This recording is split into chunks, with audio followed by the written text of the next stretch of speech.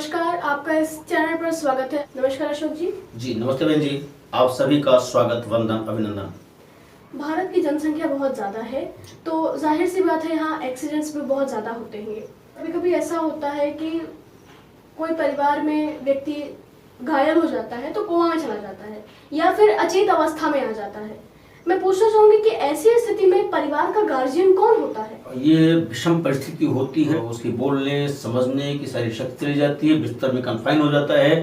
तो जो उसके पीछे परिवार रहता है, उसकी पत्नी और बच्चे, उनके जीवन की जो शैली होती है वह नकारात्मक रूप से प्रभावित हो जाती है, क्योंकि कमाऊ व्यक्ति वही रहता है। हाँ बिल्कुल।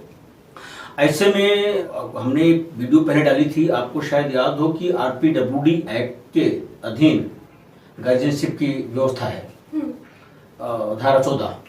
जिन राज्यों ने RPWD एक्ट रूल्स को बना लिया है, फॉर्मुलेट कर लिया है, वहाँ पर अप्लाई भी कर रहा है। अभी 20 अगस्त को 2020 को मुंबई उच्च न्यायालय का जजमेंट आया।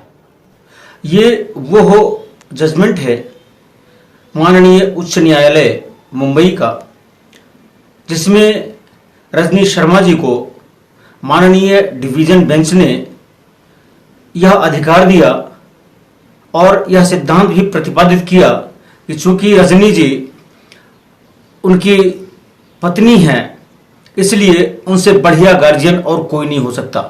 इस जजमेंट में जहां एक और the guardian and wards act, mental health act, person with disabilities act, RPWD act 2016, CPC की ऑर्डर 32, इन सब का विवेचन किया और फिर बाद में यह पाया कि नहीं, और कोई लॉ नहीं है गार्जियन अपॉइंट होने के लिए ऐसे लोगों के लिए जो कोमा में होते हैं, इसलिए रजनी शर्मा को उनके अभिभावकत्व का अधिकार उन्हें मिलना ही चाहिए।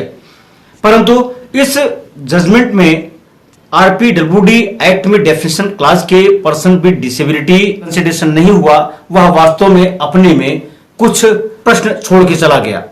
इस जजमेंट में जो स्थिति बनी वो यह बनी कि रजनी शर्मा जी उनकी पत्नी है और हरिओम शर्मा जी बहुत सारे प्रतिष्ठानों के स्वामी रहे, शेयर होल्डर्स रहे, किसी 50%, किसी 40% ऐसे उनके शेयर रहे। एक आध इंस्टीट्यूशन ऐसे रहे जिसमें रजनी शर्मा जी उनकी पत्नी थी, वह भी 10% की शेयर होल्डर रही।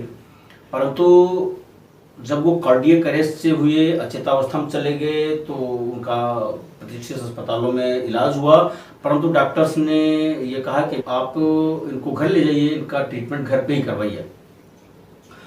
रजनी शर्मा जी ने बिल्कुल यूं कह सकते हैं कि अपने घर को उनके लिए एक नर्सिंग होम में बदल दिया, नर्सिंग स्टाफ रख लिया, जितनी आवश्यक सुविधाएं होती, वेंटिलेटर तक रख लिया उन्होंने। अब इतना स्टाफ आ रहा है, खर्चे भी आ रहे हैं, बच्चों की पढ़ाई भी है, तो उनको दिक्कत होने लगी।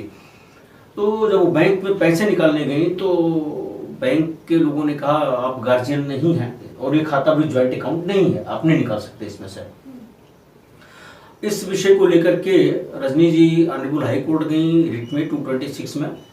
पिटिशनर ने इस मुकदमे में ये मांगा था कि ऐसी स्थिति में जबकि उनकी पति अचेतावस्था में है और हिंदू मैथोलॉजी में जो हिंदू संस्कृति है, इसमें पति और पत्नी एक दूसरे की आत्मा होते हैं, शरीर दो भले होते हैं लेकिन आत्मा एक होती है। इसको देखते हुए कोर्ट ने इस मुकदमे में ये कहा कि जो भी जिनको पार्टी बनाया था बैंक को और सरकार को भी, कि सब लोग इनकी पत्नी को यानी रजनी शर्मा जी को उनका गार्जियन मानेंगे और रजनी जी एज गार्जियन सारा यहाँ तक कि बैंक अकाउंट जितना भी है सब एक्ट अपॉन करेंगी वो।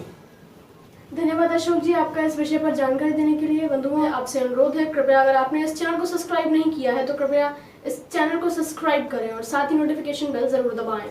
आपसे अनुरोध रहेगा कि इसे लाइक और शेयर करें और साथ ही कमेंट बॉक्स में बताएं कि आपको ये वीडियो कैसी लगी।